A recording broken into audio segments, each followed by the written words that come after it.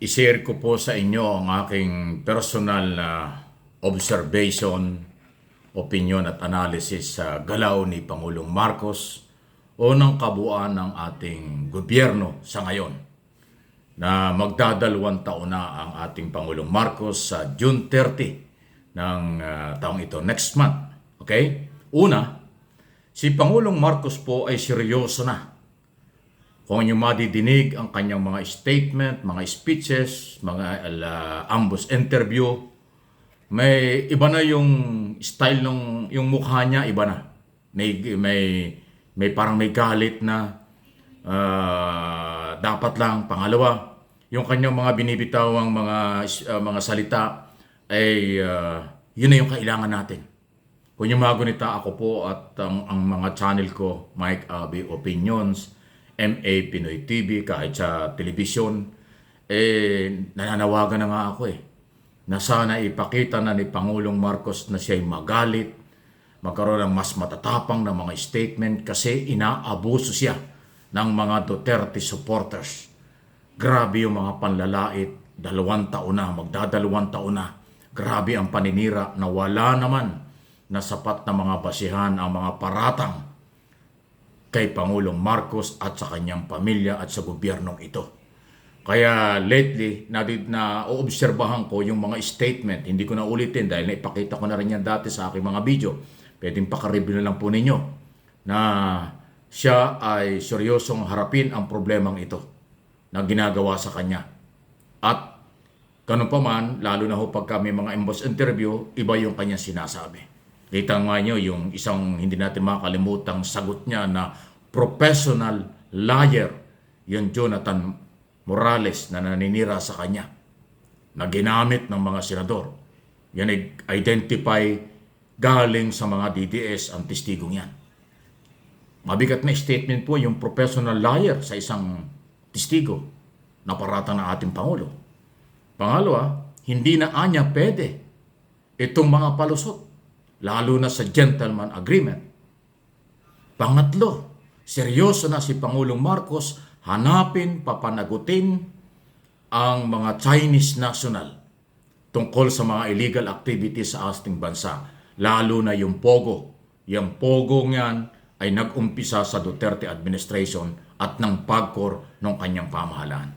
Yan ay pinagbabawal na at pinaiimbestigahan na ng Pangulo sa DFA, Immigration Department of Justice. Okay?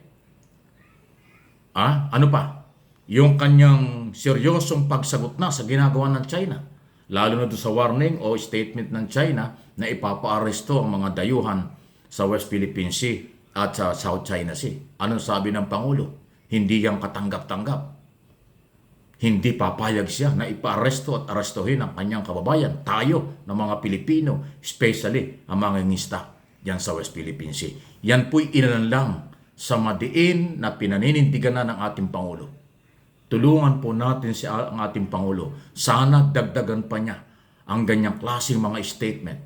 Yung may tapang, may galit na leadership para huwag magpatuloy ang pambubuli sa kanya at tumigil ang mga pangaharas sa kanya ng mga may political at business interest at personal interest. Kung saan ang gagaling yon, alam na ninyo yan. Okay? Any comment, reaction sa akin pong observation at opinion sa galaw na ng ating Pangulo. Mabuhay ka, Mr. President. Kailangan ka ng majority at ng lahat ng Pilipinong may pagmamahal at malasakit sa ating bayan. Sunod, seryoso rin ang Kongreso sa tuloy-tuloy na mga investigasyon. Okay?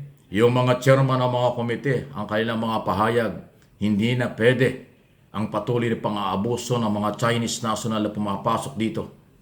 Hindi rin pwede na magpatuloy pa ang pagtatago ng mga Chinese national na posibleng may mga illegal activities tulad ng illegal drugs or criminal activities o illegal business na posibleng espiya na sila o nanghihimasok na dito sa Metro Manila o nakapasok na ng Metro Manila, hindi lang po sa parte ng West Philippine Sea. Seryosong harangan yan at kilalanin ng ating Kongreso, especially ang Committee on Dangerous Drug ni Congressman Ace Barbers. Sabi nga ni Congressman Barbers, panahon na, panagutin sila.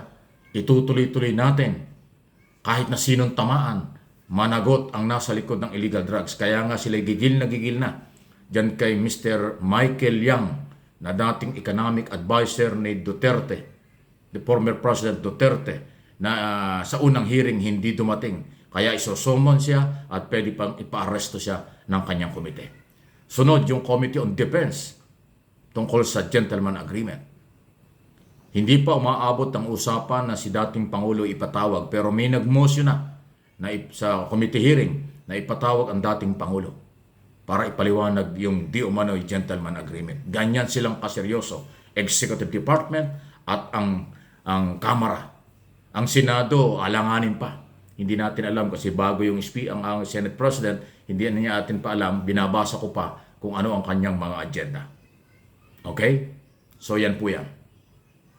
Nasa tamang direksyon ang galaw ng Malacanang, nasa tamang direksyon ang galaw ng ating mga congressman, chairman ng committee at ng kabuuan ng Kongreso dahil sila ay merong authority in aid of legislation, oversight function, at kanilang mga rules bilang House of Representatives, bilang kinatawan ng lahat ng distrito at marginalized sector sa ating bansa. Good luck at ating pong antabayanan sila.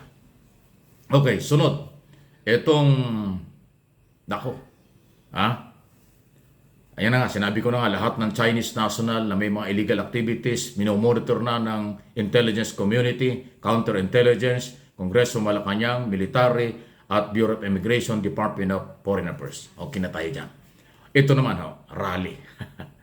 Talaga hong hirap na ang mga anti-Marcos na may mga political agenda, paninira, personal, at kung anong mga akusasyon na hindi naman napapatunayan until now mula nang sila magsimula ng mga batikos kay Pangulong Marcos.